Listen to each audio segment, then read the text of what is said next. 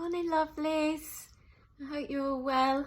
I haven't done a little video for a while, so I thought I'd hop on here quickly. As usual, I'm waiting for my 𝕄𝕀𝕊𝕀𝕆𝕕 client, but I wanted to talk today about mission work.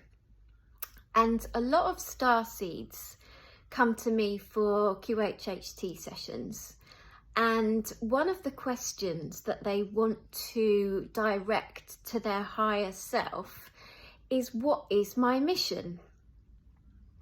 And it's a really interesting thought around how we can actually make our mission quite complicated, and we can see the mission, or perhaps envisage the mission as being some major thing. You know, we're going to start a wellness business and we're going to heal the world, or we're going to be a therapist and everyone's going to come to us and feel better, and that's our mission. And I feel like that can be true for some of us, but also I feel like what's true about mission work is just being yourself.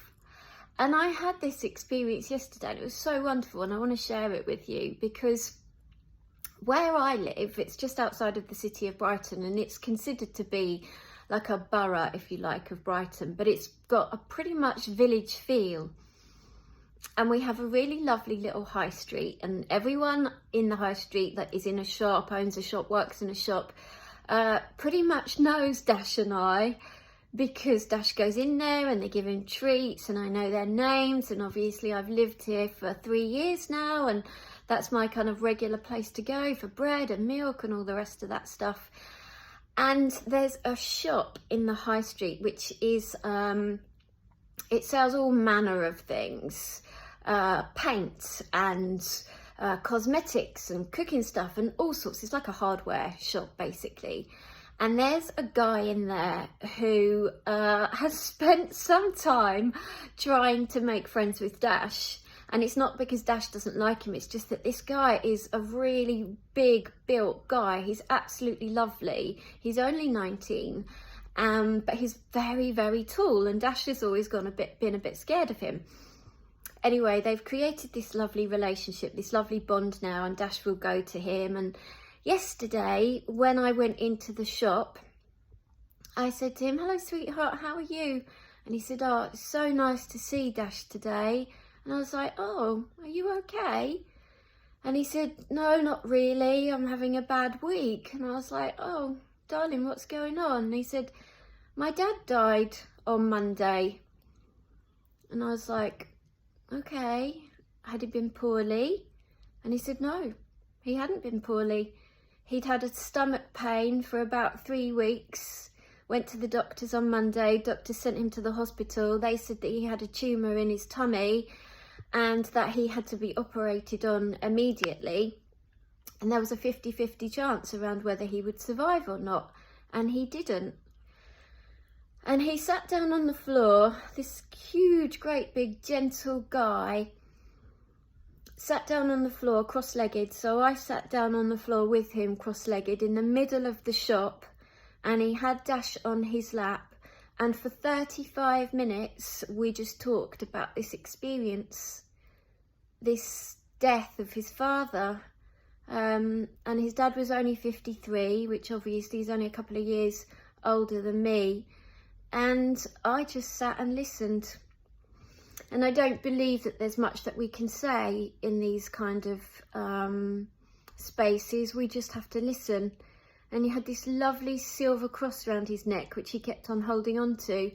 And then he told me that it belonged to his dad. And eventually, after about 25 minutes, I said, "What was your dad's name?" And he told me his name. And I said, "Do you have any pictures of him?"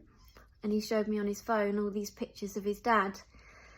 And it was such a wonderful experience, and it was just such an absolute honour, you know, to be able to offer somebody that I bump into on a regular basis, who's usually really upbeat and really happy and chilled out and larger than life, you know, going through something really, really tough.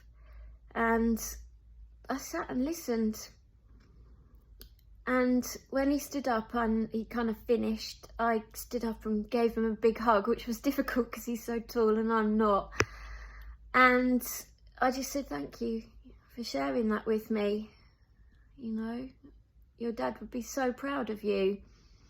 And then I went for my dog walk, and it was so emotional. I was just like, thank you, universe, for offering me that opportunity to do my mission work, to just be there for that person in that moment, and to have that amazing honor of somebody really sharing from their heart. And he's so young and so wise and so articulate, and it was just an absolute honor. And this is what I'm talking about, mission work. You know, sometimes I feel like we can make it such a complicated thing, and it's not.